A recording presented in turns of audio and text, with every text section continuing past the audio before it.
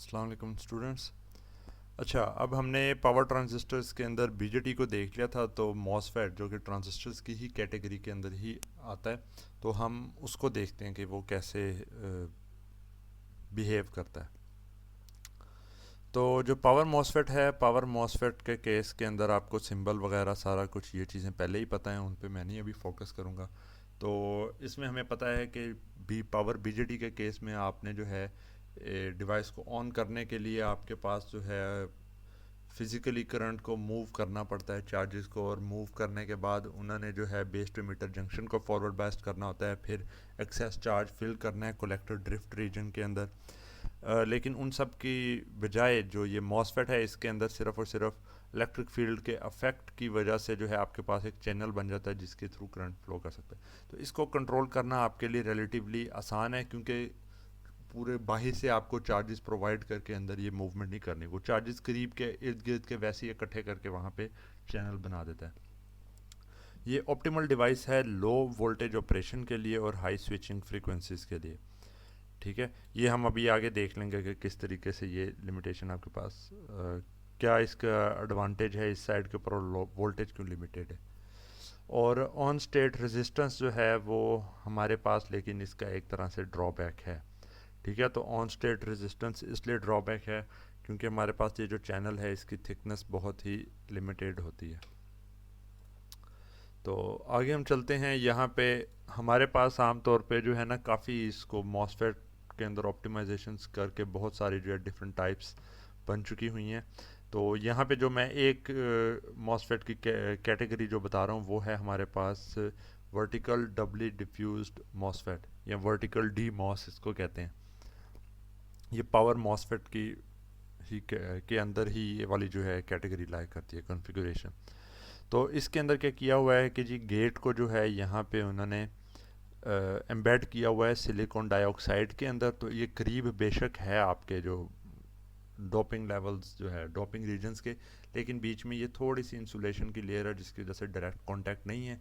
तो इधर जो आप इलेक्ट्रिक फील्ड मतलब वोल्टेज अप्लाई करेंगे उसकी वजह से इलेक्ट्रिक फील्ड बनेगी, तो उसके इफेक्ट से यहाँ पे चैनल एस्टेब्लिश हो सकता है। और इस सिलिकॉन डाइऑक्साइड का जो ये कवरिंग है उसके बाहर जो है वो पूरा उन्होंने जो है सोर्स के जो है मेटलाइजेशन की हुई है। ड्रेन आपके पास ऑपोजिट साइड के ऊपर है, और यहाँ पे जो है आपके पास जिस तरह पहले कोलेक्टर के साथ कोलेक्टर ड्रिफ्ट रीजन था, तो इधर आपके पास जो है एन प्लस जो आपके पास ड्रेन रीजन है उसके साथ आपके पास यहाँ पे ड्रिफ्ट रीजन अवेलेबल है। अच्छा, तो यहाँ पे हमें जो एक चीज़ ज़रा रिलेटिवली डिफरेंट किस्म की नज़र आती है, तो वो हमारे पास ये है कि जी यहाँ पर से चैनल इस्टेब्लिश होगा, सब कुछ सही तरीके से हो जाएगा, लेकिन एक जो एडिशनल चीज़ है वो यहाँ पे ये बॉडी अफेक्ट है। टेक्निकली जो पहले बनाया था उसके अंदर एन माइनस रीजन था, एन प्लस होता था, और सीधा उसी तरीके से सब कुछ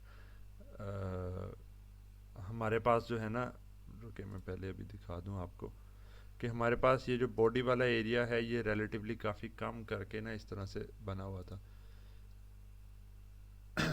लेकिन है कि यहाँ पे जो बॉडी है वो किसी भी पोर्शन से कनेक्टेड नहीं थी।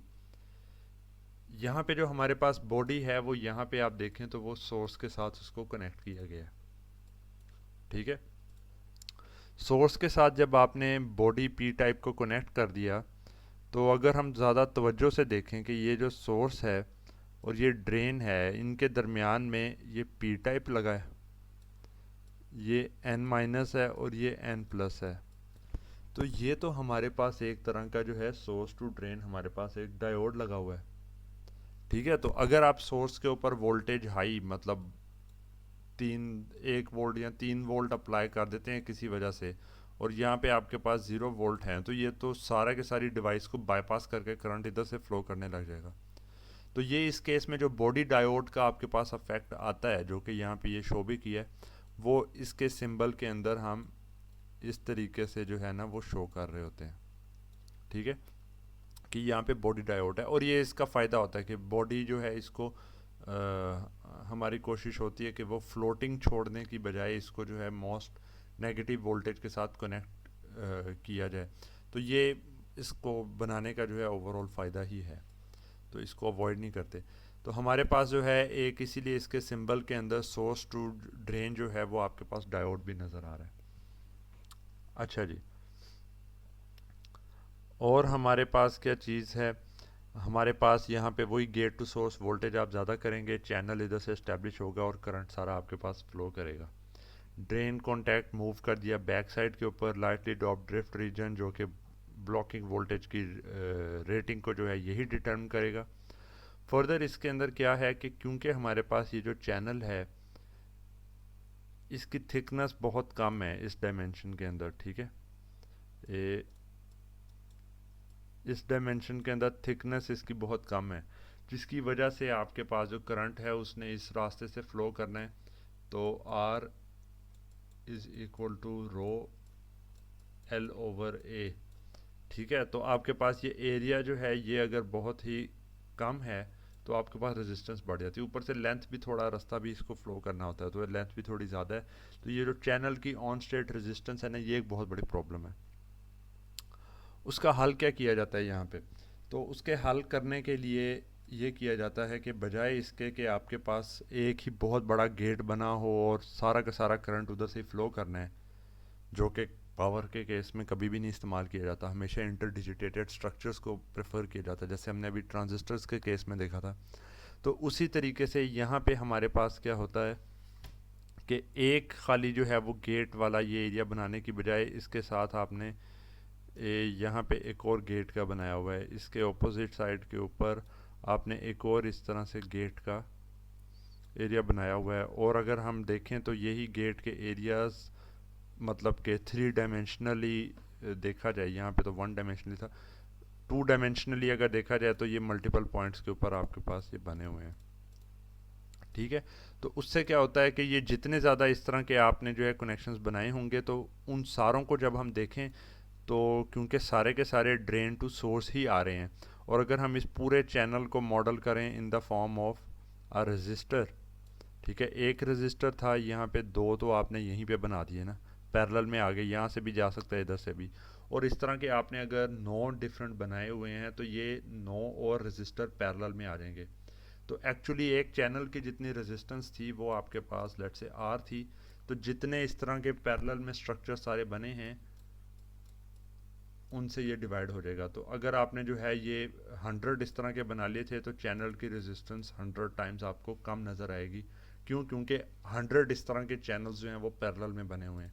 तो ये कंस्ट्रक्शन जो अप्रोच है ये यूज़ करते हुए जो है हम यहाँ पे जो है इसकी ऑन रेजिस्टेंस कम होने का जो ड्रॉबैक था उसको एलिमिनेट करते हैं।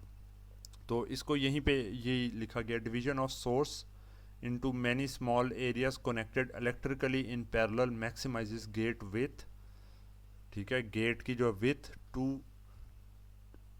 चैनल लेंथ रेशो, गेट की विथ और चैनल की लेंथ रेशो जो है ना उनको फिर उस हिसाब से ऑप्टिमाइज़ किया जाता है ताकि हमारे पास जो है लो रेजिस्टेंस के साथ करंट फ्लो कर सके। तो जब आपने जो है इसके क्रॉस पॉजिटिव ड्रेन के क्रॉस अप्लाई किया, नेगेटिव इधर है, तो जितने भी वोल्टेज आपने जो है और अगर आपने इसको ऑन नहीं किया, मतलब कि ये आपने जो है गेट टू गेट यहाँ पे है गेट टू सोर्स, ठीक है, तो अगर यहाँ से इसके क्रॉस जो है वोल्टेज वो आपने ऑन नहीं किया, कम है, तो उस केस में जितनी भी वोल्टेज थी वो सारी की सारी यहाँ पे लेट से 100 नहीं 50 वोल्ट है, इतने ज़्यादा वोल्ट पे वैसे यूज़ नहीं करते, 50 वोल्ट है, यहाँ पे 0 वोल्ट है, तो वो सारा का सारा जो है वो इस रीजन के क्रॉस डिप्लीशन में आएगा आपके पास। और जब इसको आप ऑन करते हैं तो ये जो सारा का सारा जो करंट बीच में से फ्लो करना है वो इस चैनल की रेजिस्टेंस, इस केस में प्रैक्टिकली ये एज अ कंट्रोल्ड रेजिस्टर काम करता है जिसकी रेजिस्टेंस सर्टन पैरामीटर्स के ऊपर डिपेंड करती है। इधर जो है वो कंडक्टिविटी मॉड्यूलेशन वाला काम नहीं है। कंडक्टिविटी मॉड्यूलेशन क्या थी कि ऑन करते वक्त वोल्टेज इंड्यूसिंग कंडक्टिंग चैनल, ये चीज़ आगे लिखी है, एक सेकंड मैं वेरीफाई कर लूँ।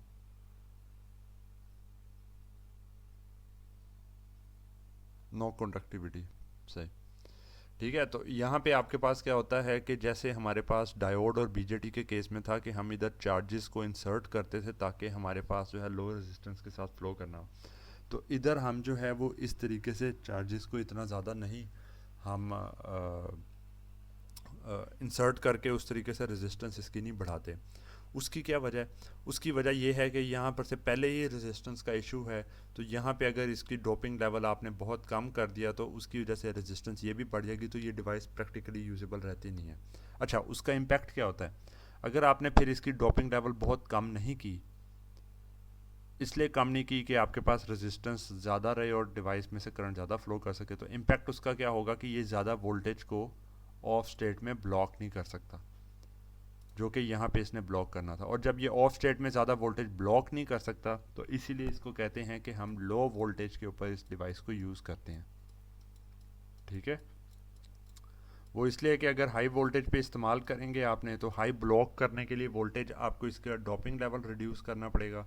ड्रॉपिंग लेवल रिड्यूस करेंगे तो ऑन स्टेट में जो है वो आपके पास लॉसेस बढ़ जाएंगे। तो इसका सीधा सीधा हाल यही है कि इसको यूज़ ही ना करें। फिर हाई वोल्टेज के ऊपर करना है तो यहाँ पावर बीजेटी यूज़ कर लें, आईजीबीटी वगैरह उस तरह की डिवाइसेस के ऊपर मूव कर लें। तो ये ऑन केस का था। टोटल रेजिस्टेंस वही एंड रीजन्स की पैरेलल के अंदर होती है, ड्रेन करंट फ्लो करता है, ये हमने सारा देख लिया था। बॉडी डायोड का इफेक्ट को जो है हमने वो यहाँ पे पहले जो बताया था वही चीज़ यहाँ पे आ जाती है। पीएन जंक्शन हमारे पास सोर्स टू ड्रेन जो है वो बॉडी डायोड है। Negative drain to source voltage can forward bias the diode, मतलब कि किसी भी केस में ऐसे ना हो कि सोर्स पे जो है ड्रेन के मुकाबले में ज़्यादा वोल्टेज आए। अगर उस तरीके से हुआ, मतलब कोई एसी वोल्टेज अगर आपने अप्लाई की हुई है और उस केस में, तो ये आपके पास दूसरे डायरेक्शन में ऑन हो जाएगा। तो दूसरे केस में ये वाली डिवाइसेस को आपने जो है नेगेटिव डायरेक्शन के अंदर नहीं यूटिलाइज करना, नेगेटिव वोल्टेज के साथ। डायोड जो है ये can conduct the full rated, ये जो बॉडी डायोड है ये जितना भी इसकी रेटिंग के अंदर करंट है वो सारा का सारा करंट ऑपोजिट डायरेक्शन में ये फ्लो करवा सकता है। लेकिन हमारे पास क्या है कि ये क्योंकि बनाने के हिसाब से ऑप्टिमाइज नहीं इसको बनाया गया है। जैसे कि एक डायोड था, हमने वो डायोड के लिए पूरा उसको ऑप्टिमाइज़ किया जी, इसकी स्विचिंग स्पीड, इसका रिवर्स रिकवरी चार्ज, उन सारों के हिसाब से ऑप्टिमली जो है वो काम करे। तो लेकिन यहाँ पे क्या होता है, यहाँ पे आपके पास ये ऑप्टिमाइज़ नहीं है, इसके अंदर रिवर्स रिकवरी चार्ज बहुत ज़्यादा होता है। तो कोशिश की जाती है कि इस को इस्तेमाल ना किया जाए, और अगर आपको रिवर्स डायरेक्शन में कोई डायोड लगाना भी है तो इसके सहारे पे ना रहा जाए, बल्कि जो है एक्सटर्नली आप बेशक इसके जो सिंबल था,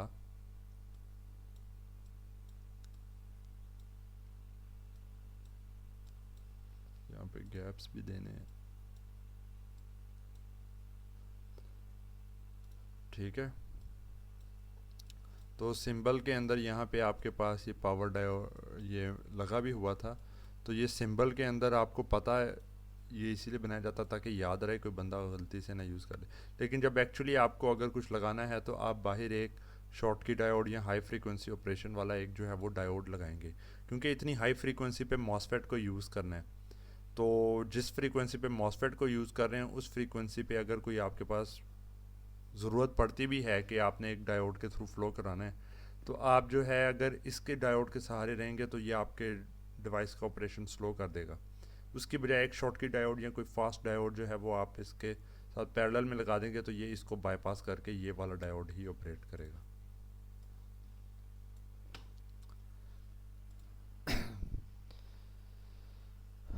अच्छा जी, अब हमारे पास फिर चीज़ आती है कि जी इसके जो मसले मसाइल क्या थे पावर मॉसफेट के, और उन मसले मसाइल को हल कैसे किया जाए।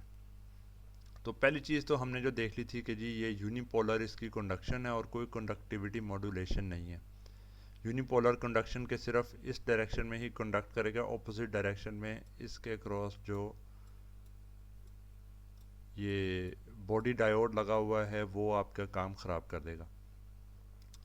अच्छा, तो हमने अब क्या करना है कि जी जो चैनल रेजिस्टेंस की हमारे पास लिमिटेशन आ रही थी ऑन स्टेट के अंदर, उस चैनल रेजिस्टेंस को हम जो है मेजर कर सकते हैं कि अगर हम आईडी ड्रेन करंट और ड्रेन टू सोर्स वोल्टेज के हिसाब से जो है ये कर्व्स इसकी बनाएं, तो ये जो रीजन है जो एंड के ऊपर, इसको हम ओहमिक रीजन कहते हैं। ये वो रीजन है जहाँ पे आपके पास तकरीबन लीनियर ऑपरेशन आ रहा होता है, या डिवाइस को आप ऑन कंसिडर करेंगे। ओहमिक रीजन के अंदर जो पूरा मॉसफेट है वो आपके पास एज अ रजिस्टर बिहेव करता है, जिसको हम यूँ देख सकते हैं कि यहाँ पे वोल्टेज और करंट का जो है वो स्ट्रेट लाइन के हिसाब से रिलेशन आ रहा है। और जो इसकी स्लोप है, क्योंकि इधर करंट है और इधर आपके पास वोल्टेज है, तो ये स्लोप इसकी 1/RDS ऑन या 1 ओवर रेजिस्टेंस। और ये ऑफ कोर्स चैनल के ऊपर जो है डिपेंड कर रही है, जो आपके पास इस्टेब्लिश हुआ था ऑन एन चैनल जो है, एन चैनल मॉसफेट के केस में। अच्छा, ये हमारे पास आ गया। अब हमारे पास क्या है कि हम चाहते हैं कि ये चैनल रेजिस्टेंस हमारे पास कम से कम हो। तो इसको कम करने का हमारे पास क्या तरीका है? तो पहली चीज़ तो ये है कि अच्छा, ये जो लाइन है ना आपके पास, ये जितनी आपके पास शार्प होगी उतनी ज़्यादा वैल्यू 1/RDS ऑन की है, मतलब उतनी ही RDS ऑन कम है। तो हम यहाँ पे देखते हैं कि अगर तो हमने डिवाइस को ऑन किया है, ये जितनी वोल्टेजेस हैं ना, ये गेट टू सोर्स वोल्टेजेस हैं। अगर gate to source voltage 2.5 volt आपने रखी है, बहुत कम, तो उस केस में हमारे पास जो लाइन की स्लोप है वो कम है, जिसका मतलब है कि RDS ऑन जो है वो आपके पास बहुत हाई है। और जैसे जैसे VGS की वैल्यू आप बढ़ाते रहते हैं, इसकी स्लोप बढ़ती रहती है। तो इसका मतलब है कि इन केसेस के अंदर जो है ना आपके पास RDS ऑन की वैल्यू कम है। तो ये VGS बढ़ाएंगे तो RDS ऑन कम हो जाएगी। तो ये हमारे पास एक चीज़ यहाँ से हमें पता चल गई। दूसरी क्या चीज़ है कि जी एरिया जो है डिवाइस का, अगर आप वो बढ़ाते जाएंगे, मतलब काफ़ी ज़्यादा जो है वो जो गेट वाले जो पोर्शंस हैं उनको पैरेलल में आप लगाते रहेंगे, तो फिर भी आपके पास RDS ऑन जो है वो कम होती रहेगी। तो आम तौर पे जो है ना मैन्युफैक्चरर जो हैं वो काफ़ी स्मार्ट हैं। तो वो क्या करते होते हैं कि इसको RDS ऑन की वैल्यू डायरेक्ट रेजिस्टेंस की बजाय वो ये लिख देते हैं कि जी इतने ओहम पर VGS, इतने वोल्ट के ऊपर इतने ओहम है, और जो यूनिट उसका है वो भी पर यूनिट एरिया उन्होंने लिख दिया होता है कि डिवाइस के इतने एरिया के हिसाब से इतनी है। ताकि एक दो डिवाइसेस बनी है, एक का एरिया ज़्यादा एक का कम है, तो अब एरिया के हिसाब से तो ये नेचुरली उसने चेंज होना है। तो आपने जब कोई डिवाइस परचेज़ करनी है तो आपके लिए जो चीज़ इंपॉर्टेंट है वो ये है कि RDS on per unit area कितनी है उसकी। तो ये एक पैरामीटर ऑफ इंटरेस्ट आपके पास है। अच्छा, दूसरा जो ये बिहेवियर है, इसी बिहेवियर को हम जो है इसकी इक्वेशन के हिसाब से भी देख सकते हैं। ओहमिक रीजन के अंदर हमारे पास VDS की वैल्यू काफ़ी कम होती है। तो जो नॉर्मल इसका रिलेशन है म्यू एन ड्रेन करंट का, वो होता है म्यू एन जो आपके पास है mobility of the charge carriers, N type है तो इलेक्ट्रॉन्स की, COX डैश वो जो प्लेट्स आपके पास गेट टाइप रीजन है उसके साथ सिलिकॉन डाइऑक्साइड लगा हुआ है, तो उसके थ्रू जो कैपेसिटिव एक बिहेवियर बन रहा है, ये पर यूनिट एरिया जो है वो है। W आपके पास जो है चैनल की कितनी विथ होगी और कितनी उसकी लेंथ जो है बनती है डिवाइस के हिसाब से वो। और VGS माइनस VT के जो वोल्टेज आपने गेट टू सोर्स अप्लाई किया minus threshold multiplied by VDS। ठीक है, कि जितनी ज़्यादा वोल्टेज ऑफ कोर्स आप अप्लाई करेंगे तो उतना ही ज़्यादा आपके पास आ रहा होगा। और नॉर्मली ओहमिक रीजन से बाहर अगर हम देखें तो माइनस VDS होल स्क्वायर भी होता है, लेकिन VDS की वैल्यू इतनी कम होती है कि हम इस पोर्शन को नेग्लेक्ट कर देते हैं। तो ये हमारे पास ओहमिक रीजन में रिज़ल्ट आ गया।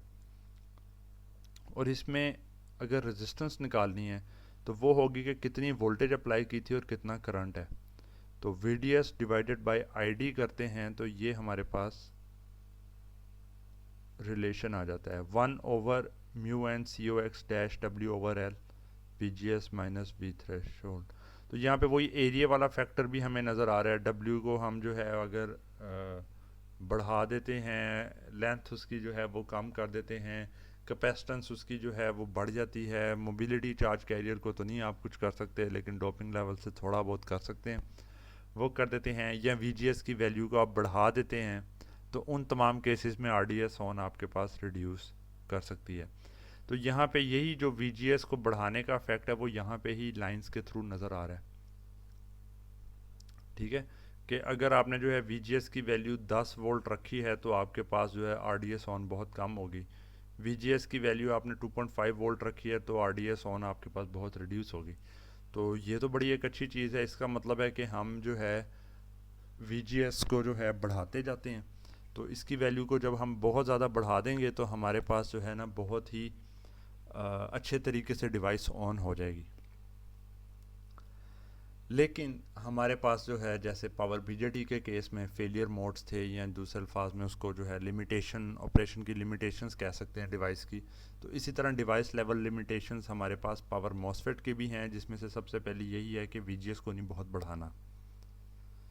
ठीक है, अगर VGS की वैल्यू बहुत ज़्यादा हो जाती है तो आपको जैसे कि पता होगा कि जी यहाँ पे गेट लगा है और बीच में थोड़ा सा जो है सिलिकॉन डाइऑक्साइड का, अगर VGS बहुत ज़्यादा हो जाता है तो ये वाला जो बीच में सिलिकॉन डाइऑक्साइड है, ऊपर पॉजिटिव लेट से गेट का है, नीचे ये नेगेटिव है क्योंकि सोर्स की साइड पे जा रहा है, तो उससे क्या होता है कि यहाँ पे ये पंचर थ्रू होके सिलिकॉन डाइऑक्साइड डैमेज हो जाता है।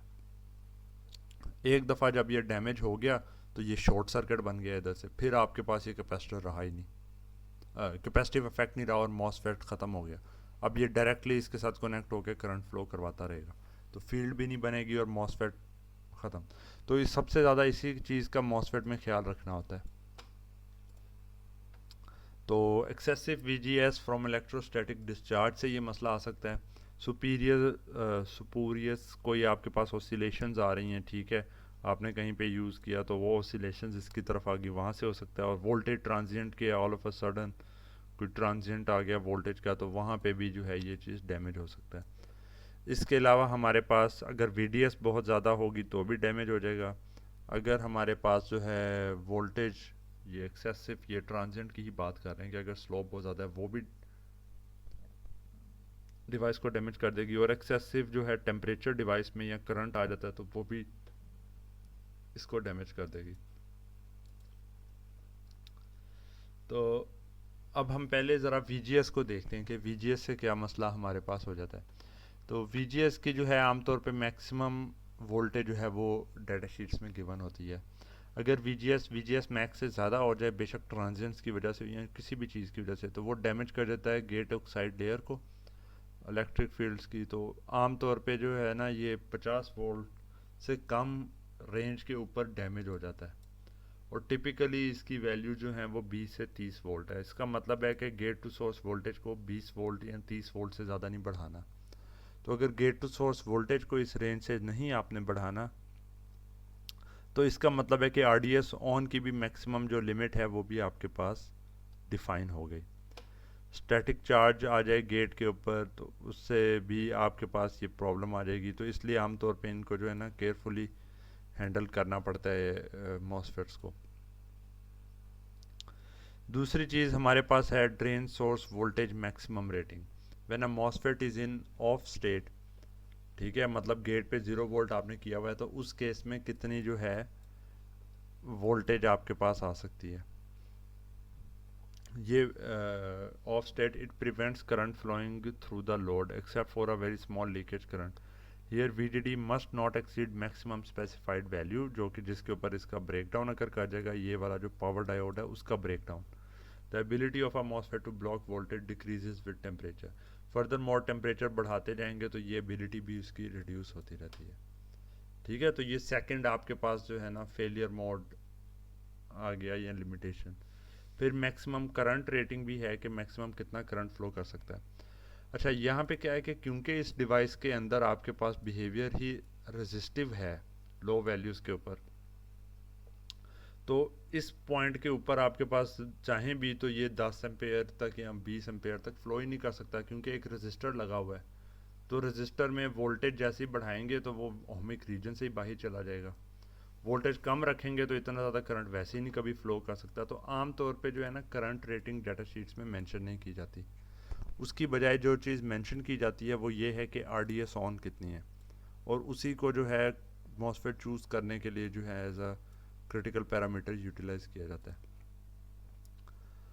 तो पीक पल्स करंट जो है, कर्व्स जो है वो यूज़फुल है मोटर ड्राइव्स और उन केसेस के अंदर ना देखा जाता है उनको भी, वो भी डाटा शीट्स के अंदर मेंशन्ड होता है। अच्छा जी, जिस तरीके से हमारे पास forward bias safe operating area था पावर ट्रांजिस्टर पावर बीजेटी के केस में, तो इसी तरीके से पावर मॉसफेट के केस में भी हमारे पास एक forward bias safe operating area है। तो यहाँ पे हमें जो ऑब्वियस एक फ़र्क नज़र आ रहा है वो ये है कि आपके पास पावर बीजेटी के केस में यहाँ पे ये करंट की लाइन सीधी आ रही थी, यहाँ पे अब ये डैश लाइन इस तरह से जा रही है, जो कि इधर लिखा भी हुआ है कि उसकी क्या वजह है। वजह उसकी ये कि ये RDS ऑन की लिमिट है। तो अगर एक रजिस्टर लगा हो और आप कहें कि जी 1 वोल्ट मैं उसके क्रॉस अप्लाई करता हूँ, तो आपके पास RDS ऑन से ही आपको पता होगा कि जी कितना करंट फ्लो करना है। तो वो जब उससे ज़्यादा करंट फ्लो ही नहीं उस वोल्टेज पे कर सकता, तो फिर बात ख़त्म हो गई। तो फिर भी जैसे है कि यहाँ पे इन्होंने बताया कि जी RDS on typically 94 milli ohm, मतलब तकरीबन 0.1 ओहम के बराबर इसकी RDS ऑन है। और VBR ब्रेकडाउन जो वोल्टेज है VDSS, वो आपके पास इस केस में 60 वोल्ट है। तो ये तो हमने इजीली देख लिया था क्या होता है। ये वाली चीज़ भी हमने जो है ये इजीली देख ली थी कि क्या होता है हमारे पास। ठीक है कि RDS ऑन है, ये ब्रेकडाउन वोल्टेज है। बाकी पैरामीटर्स को देखते हैं। अच्छा, यहाँ पे इसी के ऊपर ये एक्सप्लेन सारा किया हुआ है। बाकी हमारे पास जो थर्मल लिमिट है कि जो हीट प्रोड्यूस हो रही होगी बीच में, जिसमें साइमल्टेनियसली हाई वोल्टेज और करंट होगा, तो उसी केस में आपके पास जो है ना ज़्यादा जो है लॉसेज आएंगे। तो उसकी ये वाली लिमिट है जो कि डीसी के अंदर आपके पास कम है, लेकिन अगर आपके पास पल्स आ रही है जो कि थोड़ी देर तक रह के रिमूव हो रही है, तो वो जो सिंगल पल्स है उसके लिए जो लिखा है वो ये है कि आपने जो है 10 माइक्रो सेकेंड तक, जितनी ज़्यादा जो है शॉर्ट ड्यूरेशन की पल्स होगी, तो उतना ही ज़्यादा आप लोग जो है ना वोल्टेज करंट साइमल्टेनियसली अप्लाई कर सकते हैं।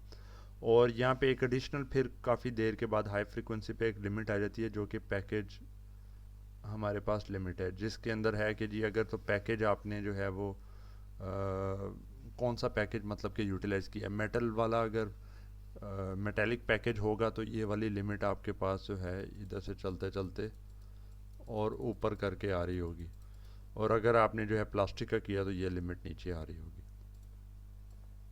ठीक है, तो ये सारा इसका forward bias safe operating area की ये सब कुछ आता है। अच्छा जी, अभी ये जो है ये काफ़ी रिलेटिवली इम्पोर्टेंट वाला एक जो है टॉपिक स्टार्ट हुआ है, जिसको मैं थोड़ा डेप्थ के अंदर कराऊंगा, और इसको आपने तवज्जो से देखना है। ये एग्ज़ाम वगैरह के हिसाब से भी जो है ना इम्पोर्टेंट पार्ट है। तो ये हमारे पास क्या है, ये है कि जी हमारे पास मॉसफेट की स्विचिंग स्पीड कैसे निकलती है, या लिमिट क्या है हमारे पास स्विचिंग स्पीड के लिए, कैसे उसको वैल्यूएट कर सकते हैं। तो हमने जैसे कि देखा था कि जी हमने तो कहा था कि जी वोल्टेज अप्लाई करें, कोई भी चीज़ मूव नहीं करती, तो वोल्टेज अप्लाई करने की वजह से आपके पास जो है वो करंट बाकी सारा फ्लो करने लग जाता है, चैनल बन जाता है और डिवाइस ऑपरेट कर रही होती है। पर इन रियलिटी हमारे पास इस डिवाइस में बहुत सारे कैपेसिटर्स लगे हुए हैं।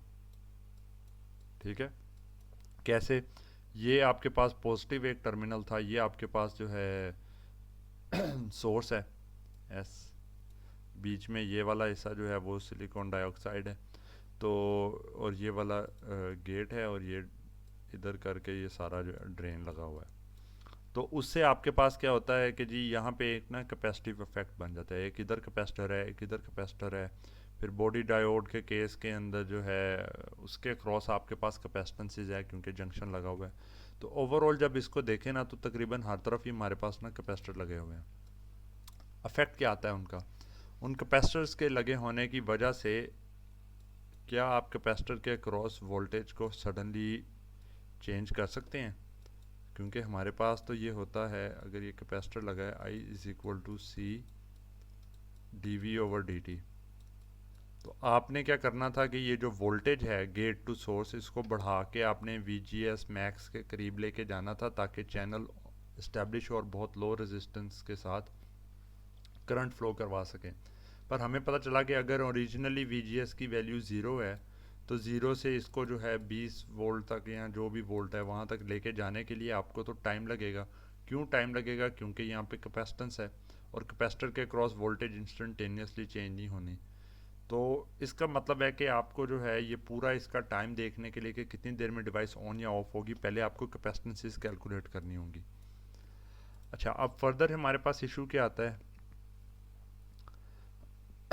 कि इस पूरे सिस्टम के अंदर बेतहाशा कैपेसिटेंसेस हैं, और वो सारी की सारी जो कैपेसिटेंसेस हैं वो किसी एक स्पेसिफिक वैल्यू के ऊपर फिक्स नहीं है। वोल्टेज चेंज होने के साथ साथ कैपेसिटेंस भी चेंज हो रही है आपके पास। ये वेरिएबल कैपेसिटर्स हैं सारे, टाइम वेरिएंट। तो आमतौर पे इनकी रेंजेस वगैरह आपको पता है, लेकिन एग्जैक्ट वैल्यू जो है वो वोल्टेज पे डिपेंड कर रही है। तो इसका मतलब है कि अगर आपको कैपेसिटेंस नहीं पता तो आप जो है इस रिलेशन को नहीं इस्तेमाल कर सकते, C D V over D T को। और अगर इसको नहीं इस्तेमाल कर सकते तो ये टाइम कितना आपको लगेगा ये टाइम भी नहीं आप निकाल सकते। तो ये तो एक प्रॉब्लम है, आपने सर्किट डिज़ाइन करना हो और आप उसको ना एवेल्यूएट कर सकें कि जी कितनी ये ऑपरेट भी कर पाएगा कि नहीं। ठीक है, तो ये इशू है।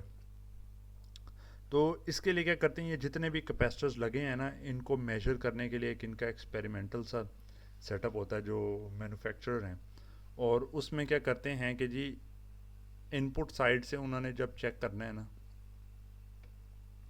तो वो क्या करेंगे कि जी लेट मी सी, इनपुट कैपेसिटेंस के केस में इनपुट साइड है और हमारे पास सी जी एस।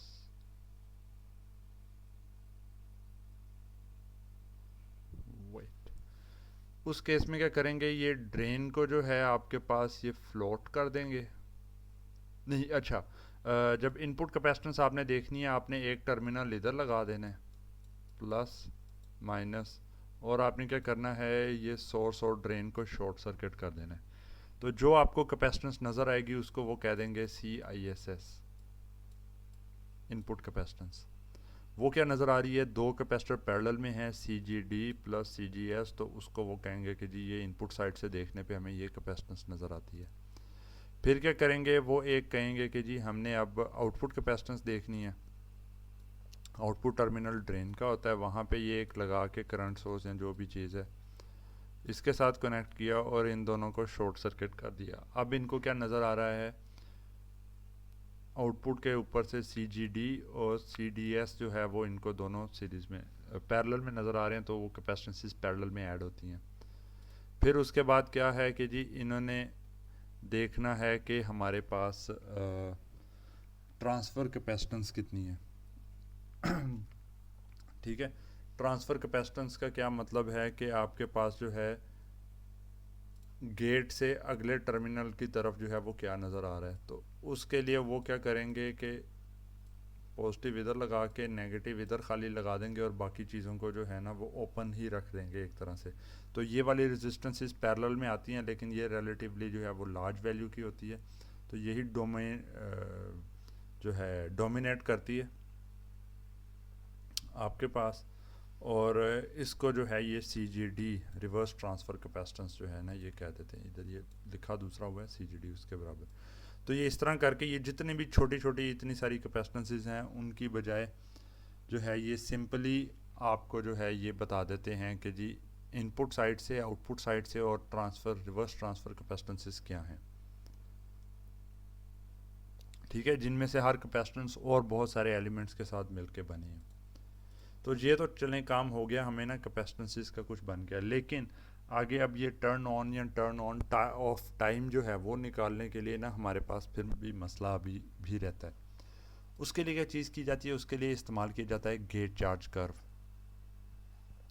अभी गेट चार्ज कर्व क्या है, क्योंकि ये कैपेसिटर सारे नॉन लीनियर हैं, जिसकी वजह से गेट सर्किट डिज़ाइन जो है वो जिसने कंट्रोल करना है वो कन्वेंशनल मेथड से बहुत ज़्यादा डिफ़िकल्ट हो जाता है।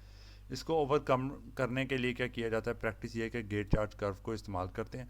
वो क्या करता है, वो आपको बताता है कि जी टोटल आपने कितना चार्ज इधर से जो है सप्लाई करना है, क्यू करंट नहीं, कितना क्यू आपने इधर से सप्लाई करना है। तो वोल्टेज जो है वी जी एस वो 0 से लेके 20 वोल्ट अगर चाहिए ना तो 20 वोल्ट तक पहुंचेंगे। तो आप ये चीज़ गेट चार्ज कर्व से एवेल्यूएट कर लेते हैं। फिर वो चार्ज आपने अब सप्लाई करना है, आप चाहें तो करंट सोर्स लगा के, ज़्यादा वैल्यू का करंट सोर्स लगाएंगे तो वो कम टाइम के अंदर उतना चार्ज सप्लाई कर देगा आपको, क्योंकि पता है ना Q is equal to CV। तो ये वोल्टेज आपने अगर जो है यहाँ से 20 वोल्ट चाहिए तो gate charge curve capacitor evaluate किए बगैर ही आपको डायरेक्ट बता देगा कि जी कितना चार्ज सप्लाई करना है, इतने वोल्ट आ जाएगा। तो इसको हम ज़रा देखेंगे कि कैसे ये वाली चीज़ हमारे पास होती है। तो ये बताएगा कितना चार्ज सप्लाई करना है या कितना चार्ज रिमूव करना है हमने। गेट चार्ज कर्व जो है वो आपको अलाउ करता है एक simple design methodology for obtaining any desired switching time and it enables the total charge and the total energy required to be estimated easily. और इजीली आपको ये बता देगा कि जी कितनी चार्ज एक तो हो रहा है और कितनी एनर्जी जो है वो आपको लग रही है इसको ऑन और ऑफ के प्रोसेस के दौरान। तो ये काफ़ी सारे जो है ना इसके फ़ायदे हैं। तो अब ये वाला जो स्टेप है ये मैं क्लियरली यहाँ पे एक्सप्लेन करूँगा और मैं एक्सपेक्ट कर रहा हूँ कि Q&A सेशन में इससे रिलेटेड काफ़ी जो है ना वो क्वेश्चंस आपकी तरफ से जो है ना वो पूछे जा सकते हैं। अच्छा, जो पहली चीज़ है वो ये है कि गेट चार्ज कर्व के लिए आपके पास एक स्पेसिफ़िक किस्म का जो है ना ये सर्किट है जिसको आपको पहले समझना होगा। ये जो हिस्सा है ना ये आप इसको करंट सोर्स समझें। ये फिगर जिधर से मैंने ली है वो यूरोपियन जो है मतलब कि डिज़ाइंड टेस्ट सर्किट है एक डाटा शीट के अंदर से। तो वहाँ पे जो है ना वो करंट सोर्स को दो दायरे बना के एक्सप्लेन कर देते हैं, जो कि बड़ी एक स्ट्रेंज चीज़ है, लेकिन वहाँ पे ऐसे ही चल रहा होता है काम। तो आपने जब इस तरीके से इसको बना दिया तो आपके पास जो है ना लेट से एक लोड करंट है जिस रेटेड करंट के ऊपर आपने सारा का सारा अपना सिस्टम जो है ना वो ऑपरेट करवाना है, ठीक है। तो वो रेटेड आपके पास करंट है लोड का, उसके अक्रॉस आपने एक डायोड लगा दिया है, ठीक है, और VDD ऊपर है आपके पास। दूसरी तरफ आपके पास ये है IG, जिस गेट के करंट के ऊपर आप सारा ये एक्सपेरिमेंटली टेस्ट करना चाह रहे हैं। एक आपके पास इधर स्विच लगा हुआ है, ये आपके पास दो कैपेसिटर्स इस तरीके से अवेलेबल हैं और ये मॉसफेट आपके पास पावर मॉसफेट जो है ना वो इधर लगा हुआ है। तो ये टेस्ट सर्किट है। तो इनिशियली क्या होगा कि आपने ये स्विच क्लोज्ड किया हुआ है तो कोई भी करंट इधर से फ़्लो नहीं कर रहा। जब कोई भी करंट आपके पास यहाँ से फ़्लो नहीं कर रहा गेट की तरफ और ये ऑफ़ है, तो ये तो डिवाइस आपके पास जो है ना ऑफ़ है, इधर से तो कोई करंट फ़्लो कर नहीं सकता।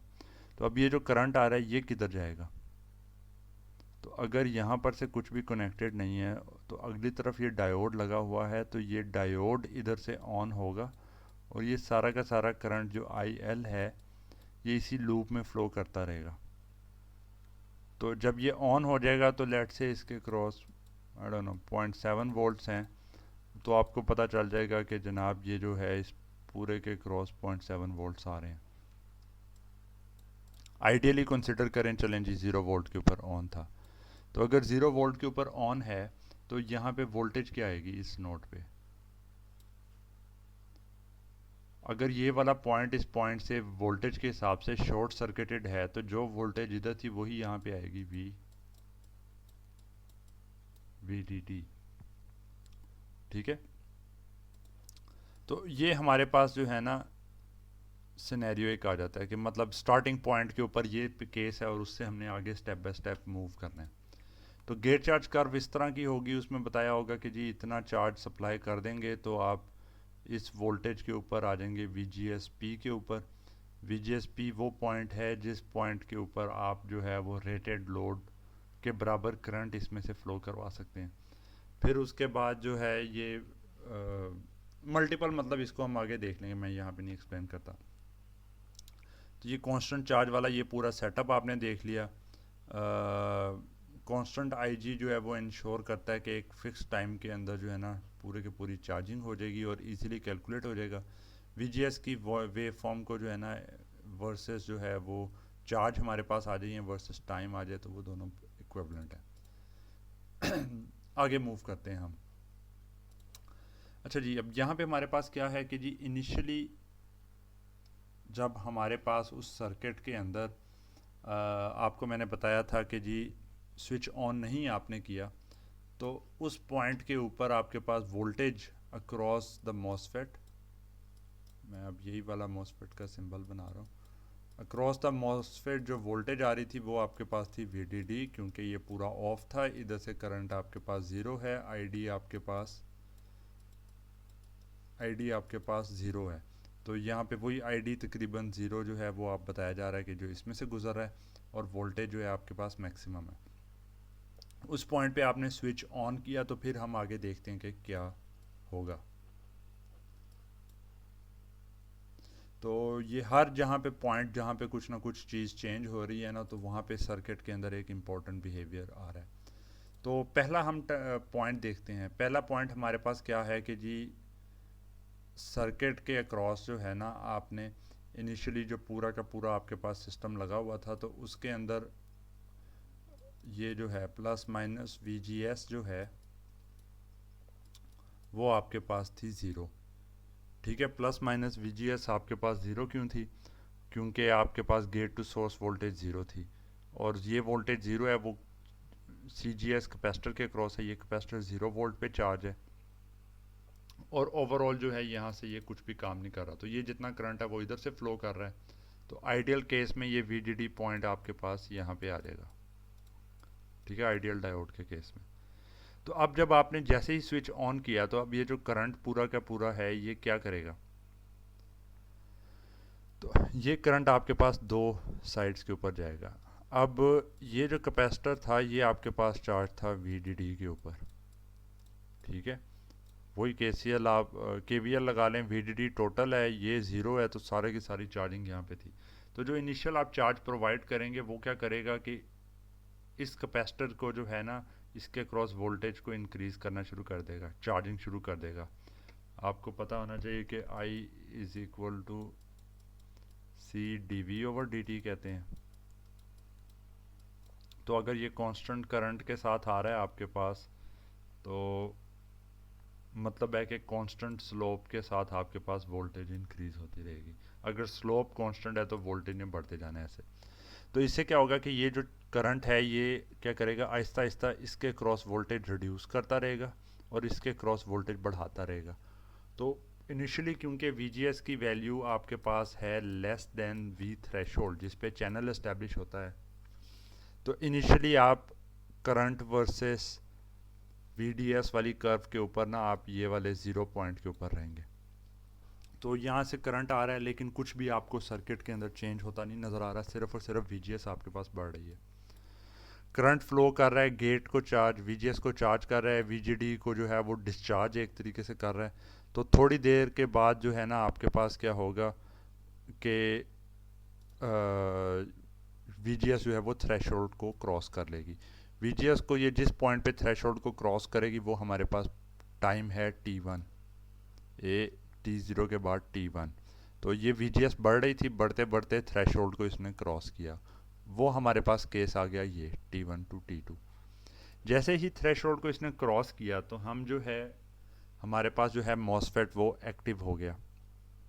ठीक है, मॉसफेट ऑन होके जो है ये ओहमिक रीजन था, ये सारा इसका सेचुरेशन रीजन होता है। सेचुरेशन रीजन के अंदर आपके पास जो है ना मॉसफेट के across ID is equal to K, जो कि K की वैल्यू आपके पास थी mu N COX dash W/L times VGS minus VT whole square. ठीक है, तो उसके बाद जैसे जैसे VGS की वैल्यू आपके पास बढ़ती जाएगी तो आपके पास ड्रेन जो करंट है उसकी वैल्यू बढ़ती रहेगी। इसको आप एक करंट सोर्स समझें, जिस करंट सोर्स की जो वैल्यू है वो आपके पास डिपेंड कर रही है कि यहाँ पर से आपने क्या VGS की कितनी वैल्यू है। तो आहिस्ता आहिस्ता क्या होगा फर्दर, अब जो आप ये चार्ज इधर से प्रोवाइड कर रहे हैं वो क्या करेगा, इसको और डिस्चार्ज करता रहेगा। मसलन इसके क्रॉस अगर इनिशियली 20 वोल्ट थे, ठीक है, तो 20 वोल्ट होने की वजह से ये आपने जो है इसको 5 वोल्ट, अगर आपने 5 वोल्ट से 10 वोल्ट अगर इसको करना है, ठीक है, तो ये जो कैपेसिटर है ये पहले 15 वोल्ट पे चार्ज था, प्लस माइनस ये होगा, तो यहाँ पे प्लस माइनस 5 वोल्ट था। तो अब आपने इसको अगर 10 वोल्ट पे लेके जाना है तो ऊपर वाला कैपेसिटर अब 10 वोल्ट डिस्चार्ज होके 10 वोल्ट तक रह गया, नीचे वाला आपके पास 10 वोल्ट के ऊपर हो गया। तो आहिस्ता आहिस्ता जो है ना ये करंट सोर्स दोनों को कर रहा है। अच्छा, दूसरी एक जो इम्पोर्टेंट चीज़ है वो ये कि क्योंकि आपके पास जो यहाँ से करंट फ्लो करना है वो इस करंट के मुकाबले में बहुत कम है, अभी स्टार्ट ही हुआ है चार्जिंग। ये लेट से आपके पास है 20 एम्पेयर, ये आपके पास है 1 एम्पेयर। तो 20 एम्पेयर है, ये 1 एम्पेयर है, यहाँ से जो करंट फ्लो कर रहा है इसकी भी वैल्यू बहुत कम है। तो ओवरऑल जिसको मतलब आप कंसिडर करें कि बहुत ही माइन्यूट है, वो इतना नहीं है। तो उस केस में जो है जो रिमेनिंग 19 एम्पेयर हैं वो कहाँ जाएंगे, वो इधर से फ्लो कर रहे हैं। तो ये डायोड अभी भी कंडक्ट कर रहा है जब तक ये वाला करंट आपके पास इस करंट के बराबर नहीं हो जाता। रिमेनिंग जो करंट है उसने इस डायोड में से फ्लो करना है, और जब तक ये इस डायोड में से फ्लो करेगा ये पॉइंट आपके पास VDD पे फिक्स रहेगा।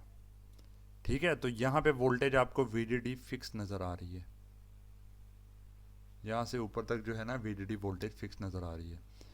तो हो क्या रहा है कि टाइम गुजर रहा है आहिस्ता आहिस्ता, कांस्टेंट करंट आपने यहाँ पर से दिया था तो वो इसकी चार्जिंग करते करते ना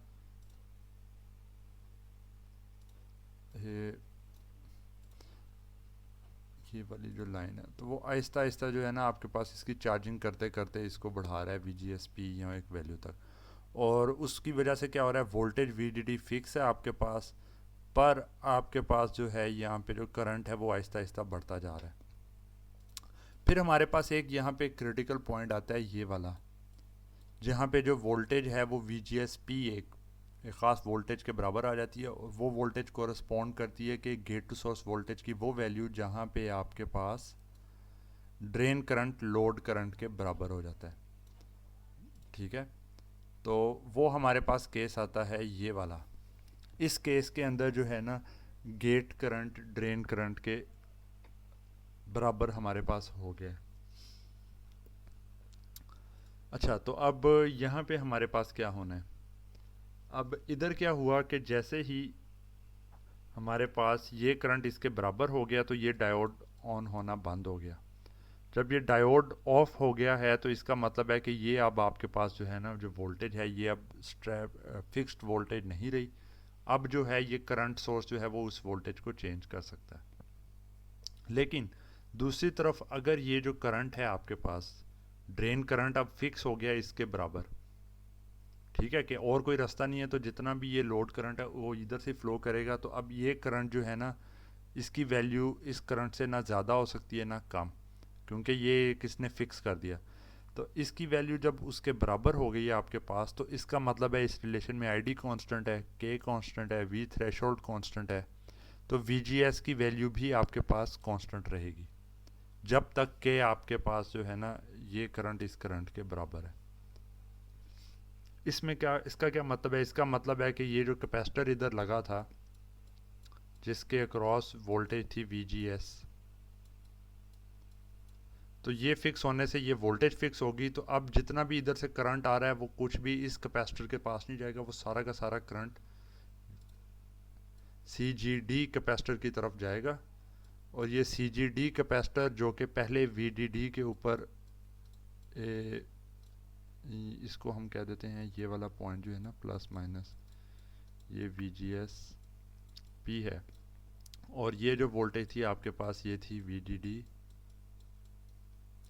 माइनस VGSP।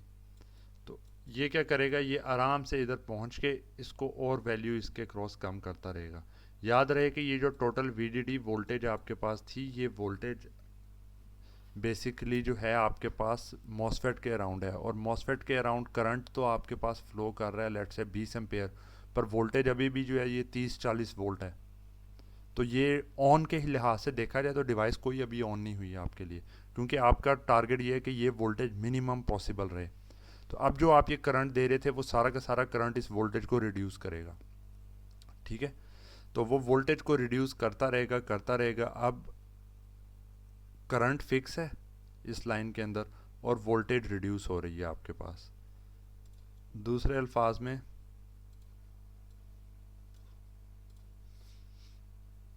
इस पॉइंट के ऊपर VGSP आपके पास फिक्स है, करंट आपके पास फिक्स है, पर ये जो VDS वोल्टेज है ये आपके पास रिड्यूस कर रही है। तो ये वोल्टेज आपके पास रिड्यूस करती रहेगी जब तक कि आपके पास टोटल वोल्टेज इतनी कम नहीं हो जाती कि आप ओहमिक रीजन में इंटर हो जाएं। ठीक है, कि ये सारा सैचुरेशन रीजन वाला ऑपरेशन था, तो सैचुरेशन से जैसे ही आप ओहमिक रीजन में आएंगे तो आप जो है वो नए मोड में इंटर हो जाएंगे। T3 टाइम पे वो हो रहा है। जब आप ओहमिक रीजन के अंदर जाके इंटर होते हैं, ठीक है, तो हमें पता चलता है कि ओहमिक रीजन के अंदर जो सिस्टम का मॉडल था, जो वो ये था कि जी करंट एक मॉसफेट जो है वो एक रेजिस्टर के तौर पे बिहेव करता है, जिसकी एक RDS ऑन है, जिसकी वैल्यू थी 1/K VGS माइनस VT। ठीक है, तो ये आपके पास एक RDS ऑन एक रेजिस्टर के बराबर है। तो अब जो है ना ये करंट आपस में जो पहले लैच्ड एक तरह से था, अब वो करंट लैच रखने की कोई ज़रूरत नहीं है, क्योंकि रेजिस्टर के क्रॉस वोल्टेज और करंट प्रोपोर्शनल होते हैं और ये चेंज हो सकते हैं। तो इससे क्या होगा कि अब डिवाइस आपके पास ऑन हो गई है, इस पॉइंट के ऊपर करंट भी उसमें से फ़्लो कर रहा है, और रेजिस्टेंस के क्रॉस जितना करंट इधर से फ़्लो कर रहा था, IL था मेरे ख्याल में, यस, तो IL whole square RDS on आपके पास जो है पावर लॉसेस आ रहे हैं ऑन स्टेट। तो अब आपका क्या टारगेट है कि इस RDS ऑन को रिड्यूस किया जाए। तो उसके लिए क्या करते हैं, कुछ भी नहीं, आपने बेसिकली करंट सोर्स लगाया हुआ था, वो अभी भी काम करता रहेगा, पर वो अब क्या करेगा, वो अब इसको भी डिस्चार्ज कर रहा है, और साथ में जो है वो इस CGS की वैल्यू को चार्ज करते करते और बढ़ा रहा है। ठीक है, तो अब क्या काम होगा कि ये लेट से आपके पास 20 वोल्ट पे है पॉइंट, और ये वाला जो पॉइंट है ये आपके पास पहुंच जाएगा तकरीबन आई डोंट नो 1 वोल्ट के ऊपर, बल्कि 1 वोल्ट भी नहीं, ये माइनस 19 वोल्ट पे आप लेके जाना चाह रहे हैं, -19 वोल्ट पे, ताकि ओवरऑल जो इसके क्रॉस वोल्टेज है वो आपके पास 1 वोल्ट के करीब रह जाए। ठीक है, तो अब एडिशनल ये जितना चार्ज दे रहा है वो इस वोल्ट इसके क्रॉस जो है और डिस्चार्ज इसको कर रहा है, या ऑपोजिट डायरेक्शन में चार्ज कर रहा है, और VGS की वैल्यू को बढ़ाता जा रहा है। ठीक है, और यहाँ पे अब आपके पास क्या होगा,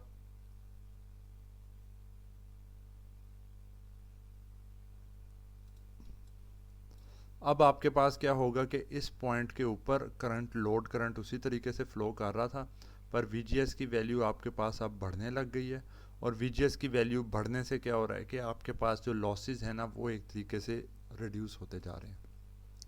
तो आपका टारगेट है कि जितनी ज़्यादा हो सके उतनी ज़्यादा वैल्यू के ऊपर रखें, ताकि RDS ऑन आपके पास उतनी ही कम हो।